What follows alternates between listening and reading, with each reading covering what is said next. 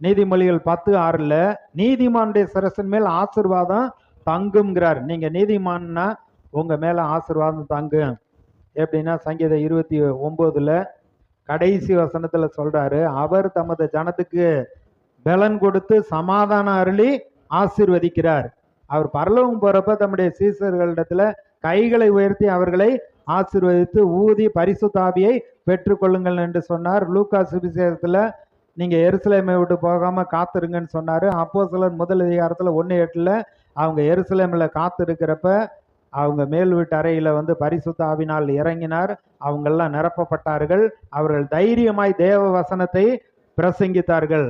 அப்ப நீதிமானுடைய சிரசின் மேல் கர்த்தருடைய ஆசீர்வாதம் தங்கும்னு சொல்லி இருக்கிறாரு.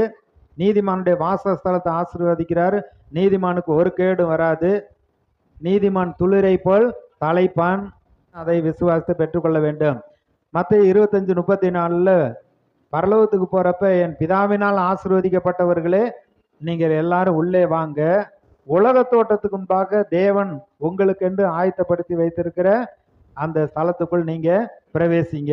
பரலோகத்துக்கு போறப்ப என் பிதாவினால் ஆசீர்வதிக்கப்பட்டவர்களேங்கிறார். இந்த பூமியிலே ஆண்டவர் வந்து நம்மை ஆசீர்வதிக்கப்பட்டவர்களாகத்தான் வைத்திருக்கிறார்.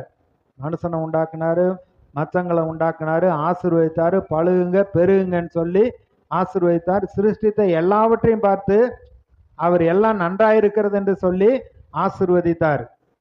அப்ப இந்த பூமியில தான் ஆசீர்வாதம் சொல்லுவாங்க, பரலோகத்துக்கு போனா எல்லா ஆசீர்வாதம் கிடைக்கும்னு. இந்த பூமியிலே எல்லா ஆசீர்வாதத்தையும் நீதிமான்களுக்கு என்று வைத்திருக்கிறார். 1 பேதுரு 3:9 நீங்கள் ஆசீர்வாதத்தை சுதந்தரித்துக் கொள்ளும்படி அழைக்கப்பட்டவர்கள் என்று ஆசீர்வதியுங்கள். நீங்கள் ஆசீர்வாதத்தை சுதந்தரித்துக் கொள்ளும்படியா அழைக்கப்பட்டிருக்கிறீங்க. கர்த்தர் ஆபிரகாமை அழைக்கிறப்ப ஊரை விட்டு ஜனத்தை விட்டு நான் உனக்கு காண்பிக்கிற தேசத்துக்கு போ, நான் உன்னை ஆசீர்வதிப்பேன், உன் பேரை பெருமைப்படுத்துவேன், பூமியில் வம்சங்கள்லாம் உனக்குள் ஆசீர்வதிக்கப்படும், நான் உன்னை ஆசீர்வதிப்பேன், நீ ஆசீர்வாதமா இருப்ப அப்படின்னாரு. பஞ்சமான சூழ்நிலை தான்.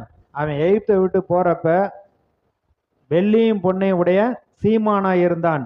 24வது அதிகாரத்துல ஆபிரகாமுடைய குமாரனாகிய ஈசாக்குக்கு பெண் பார்க்கும்படியா எலேசர் தன்னுடைய ஒட்டகங்களை எல்லாம் அழைத்துட்டு உச்சிதங்களை எல்லாம் கொண்டுட்டு அங்க போய் ஆபிரகாமுடைய சகோதரனுடைய குமாரத்தியவே பெண் பார்க்கும்படியா அவங்க சொந்தக்காரங்க வீட்டுக்கே போயிட்டான். போகிற பொழுதே வந்து அந்த வீட்டில் இருக்கிறவங்க லாபான் கர்த்தரால் ஆசீர்வதிக்கப்பட்டவரே உள்ளே வாரும். அவங்களுக்கு தெரிஞ்சிருச்சு ஆசீர்வதிக்கப்பட்ட ஆளுக தான் அது ஆபிரகாம்னு. நம்ம சொந்தக்காரு, அவரு நம்ம ஊரெல்லாம் விட்டுட்டு போய் கானான் தேசத்துல போய் இருக்கிறாரு, கர்த்தர் அவரை ஆசீர்வதிச்சிருக்காருன்னு